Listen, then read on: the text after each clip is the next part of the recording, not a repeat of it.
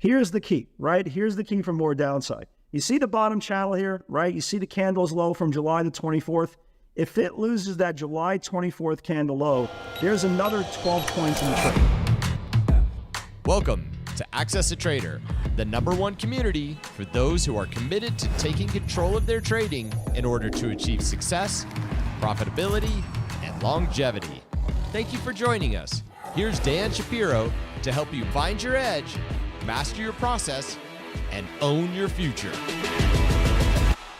Hey guys, good evening everybody. Welcome to another edition of the AccessATrader.com nightly wrap-up show. Hope everybody is doing well. Crazy day. I mean, absolutely crazy day. We'll get to that in a second. If you are brand new to the channel, thank you very much for tuning in. Like, subscribe, share, all that good stuff to support the unbiased cause of technical analysis. That's all we do here. We don't guess. We don't forecast. We don't have a bias. We don't love a stock, hate a stock.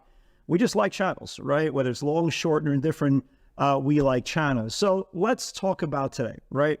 The last time we spoke was on Tuesday. Wednesday, yesterday, I had to do something for my mom. I had to drive into Brooklyn, so I didn't have a chance to I didn't have a chance to record the video. You guys remember yesterday, the day before, the big number was coming out last night was Meta. If you guys remember, they were coming in for the 320s, 325 calls. A buyer came in. Let me just show you guys. A buyer came in right before the close, right here. A buyer stepped in with the $600,000 premium of the 327.50 calls. And here was the pivots. Here were the pivots to that was yesterday. Again, congratulations for you guys, not only who had Meta overnight, but for those of you guys that traded after hours, 306, obviously you saw the stock went to 326, 327, just a big move. So everything started spiking today. As you can imagine, when we talked about the Qs reclaiming back 380.50s, you guys remember from Tuesday's video? 380.50s on the Qs. So everything started spiking, right? Everything way over their numbers. And the hardest day you're ever going to ever trade is a day that the market is spiking well outside of their average true range to their top of their channel. And that's what we saw with a lot of stocks today. But everything was all good, like really all good. If you see here, like the early pivots in the morning, and just to give you an idea, I just want to kind of segue to exactly what happened after, right? You have Tesla, you had Google, 131.20 needs to build, right? Google absolutely exploded, right? Here is Google, absolutely exploded, took out 31.20, went to 33, right? Everything was going one by one. Tesla never got to 273. We'll get to Tesla in a second. This little one, GOT, $4 needs to build. Not a big move, but again, who knows me? Is this a big move? Stock went about almost 20 cents. Is it a big move on a $4 stock? I don't know. I don't trade this crap. NVIDIA, big move on NVIDIA, right? Big move. They were coming for the 520s, 525s. 466 needs to confirm, rejected twice, right? So here is the pivot on, here is the whole pivot on this. You see this whole 466, right? 466, 466, 466. Finally got above 466, went to 473. Just an absolutely huge move there. Riot didn't do anything. It went up like 15 cents before it died. I actually like Mara as a short tomorrow. We'll get to the individual names in a second. Letter U, 45.20 needs to build, right? Here was letter U. So it took out the 45.20, went to 47. So like, wow, everything's just absolutely exploding. Huge moves, one after another. Even AI, we caught this a little bit late. I bought this thing on the 43.20s break, went into the 70s, was already up like 2 and change. Not a bad trade, but nothing crazy there. And then things started to change, right? Things started to change. You see this, guys, right? Let's revert to attention of what happened after. So a lot of big moves, right? A lot of really big moves. Everything was going well. Close your eyes for a second. I want to make a dramatic effect here, right? Close your eyes for a second. So everything was good, right? Everything was good. We're gapping. Everybody's loving loving life. The air feels crisper, the food tastes better, you're better looking, you grew, I think your penis grew a little bit, everything's all right in the world. And then slowly but surely, you started getting a little bit of news coming out of Japan. I don't know what the news was. It didn't sound crazy, Didn't sound like it was anything really, really important. The day before, the FOMC meeting was a complete dud. That's a good thing. So he's figuring this up. All right, a little pullback in the Qs, right? A little pullback in the Qs. First red bar we've seen the whole day, right? Not even a big deal. Got stuffed here into supply. Not a big deal whatsoever. Not at all. We're about to take out highs.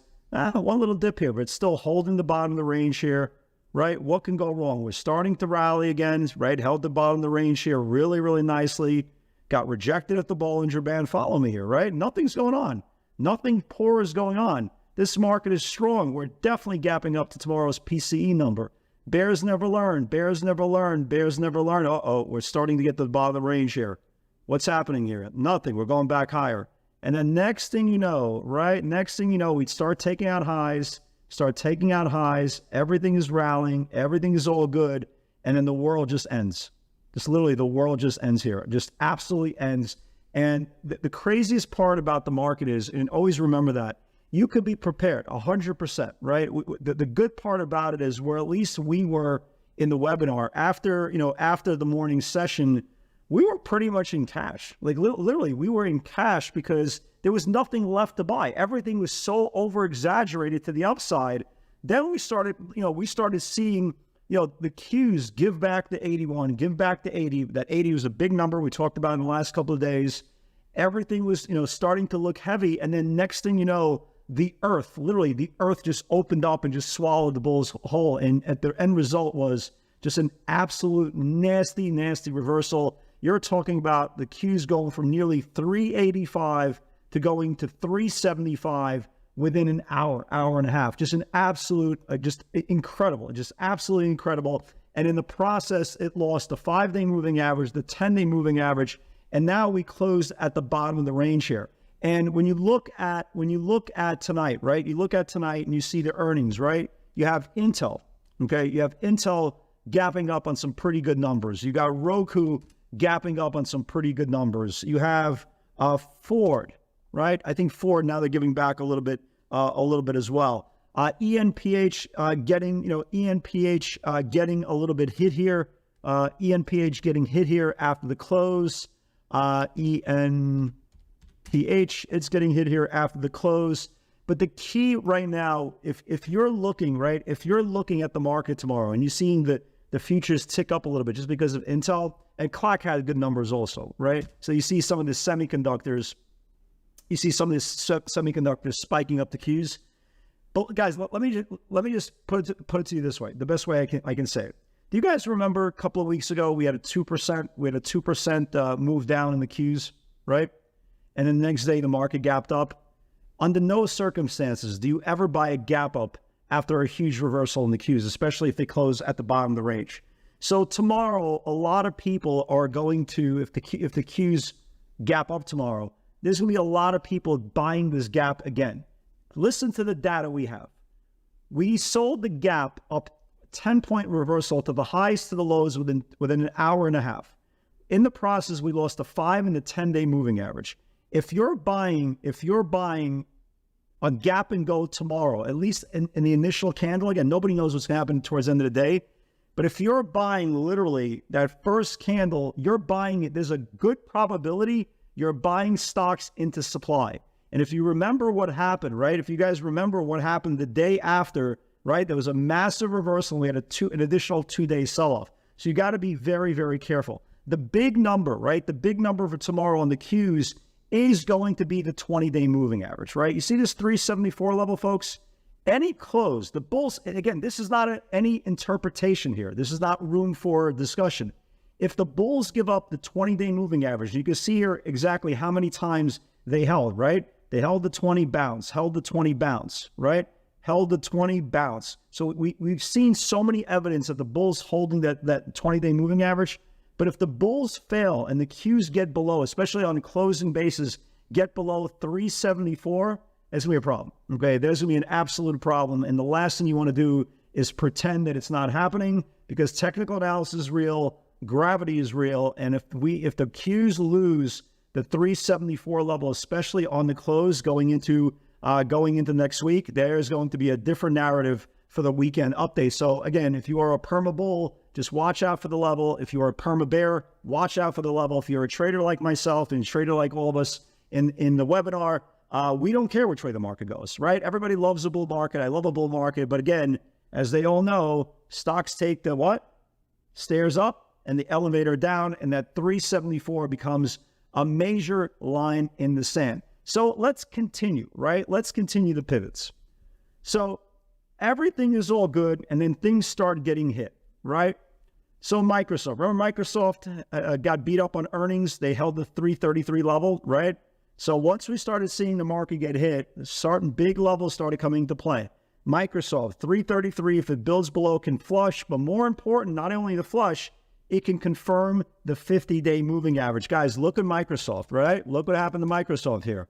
It took out the 333, that was yesterday's low, confirmed the 50-day moving average, and this is the first close underneath the 50-day moving average for Microsoft. If this thing starts confirming the channel all the way back down to the July lows, this thing is going lower. Watch Microsoft for tomorrow. Tesla. What are we going to say about Tesla? Hasn't been said already. The greatest stock ever. I think I said the word 261 in the webinar today over the last couple of days, probably 800 times. Easily 800 times. If you didn't know by now what the pivot was on Tesla, I don't know what you were looking at, but 261 was a major, major deal. So Tesla loses the 261 level, right? Look at this wash, right? Look at this wash, guys. So it loses this whole 261 level, just gets absolutely slammed, closes pretty much at the low of the day. Here's the key, right? Here's the key for more downside. You see the bottom channel here, right? You see the candle's low from July the 24th. If it loses that July 24th candle low, there's another 12 points in the trade, right? There's definitely another 12 points in the trade. You have room all the way to the 50-day moving average of 243, 245. Watch Tesla tomorrow, guys. For all you guys who are not short, watch Tesla. If this thing starts losing this bottom channel here, this thing can have room to the 50-day moving average. Don't believe a stock can get to the 50-day moving average? Just ask Mr. Softy what happened when it lost this 50-day moving average. Very, very important level. Tesla, definitely I'll watch tomorrow. They started coming for the 250 weeklies, expired tomorrow. 240s, they started rolling in for next week's expiration. So definitely watch Tesla as well for tomorrow. Coinbase, congratulations to all you guys who caught Coinbase. 95.70 if it builds below can flush. Here was Coinbase, right? It took out the 95.70, just got absolutely wrecked right into the 20-day moving average of 91.80s. Guys, watch the 20-day tomorrow on Coin. If Coin starts losing the 20-day after today's initial death, punch to the ribs, if this thing loses the 20-day, kind of a mirror image with the NASDAQ 100, this thing could get hit as well. So keep an eye on that as well. So Tesla got hit. Microsoft, everything got hit. But again, you can't watch everything, but boy, oh boy, some phenomenal washes into the close. Congratulations for all you guys who are still short, whether runners, half size, whatever the case may be. Hopefully we'll get an extension of today's action. I don't want to say I messed up Meta. From the outside looking in, it feels like I messed up Meta. I shorted Meta the first time below 318. It only went down 50 cents, right? It went down 50 cents. I didn't obviously take any off. So I got stopped out break even, made a cup of coffee on it. And unfortunately, later in the day, when everything got pulled, I wasn't in the trade anymore, which sucks, but here it is. So here was the 318 pivot. And unfortunately, it just, I don't really want to say it faked me out. It just wasn't ready. But when the Qs got pulled, obviously Meta got pulled and damn thing went only down $7, but it is what it is. Let this be my worst problem. Other than that, that's it. So we're watching tomorrow. Microsoft below today's channel, Tesla below last week's lows. Let me give you guys a couple of more names. Look at Mara, right? Look at Mara. Mara is sitting on the 20-day moving average. If Mara starts losing the 20-day tomorrow, man, this thing could get hit. Look at Disney, right? We've been talking about Disney for what, about 3-4 days? The flag just continues to build. If this thing just loses the bottom channel of Disney, this thing could get hit as well. So again, guys, be careful of the gap up into supply. Again, when you're a brand new trader, you don't know the difference between, day one or day two. Everything's the same to you. But I'm telling you, after a big reversal, the last thing you want to do is trade that initial gap and go. Most of the time, you're going to get stuck into supply. And what happens when stocks hit supply? It means emotional buyers are meeting technical sellers, yada, yada, yada. Here we are. Guys, have a great night, everybody. God bless. Stay safe. We have a very specific plan for tomorrow. And if it plays out like it, I think it could, we could get an aggressive day 2 continuation. Let's hope, right? Let's hope. We can only be prepared. Guys, have a great night, everybody. God bless. And I'll see you on the field tomorrow. Take care.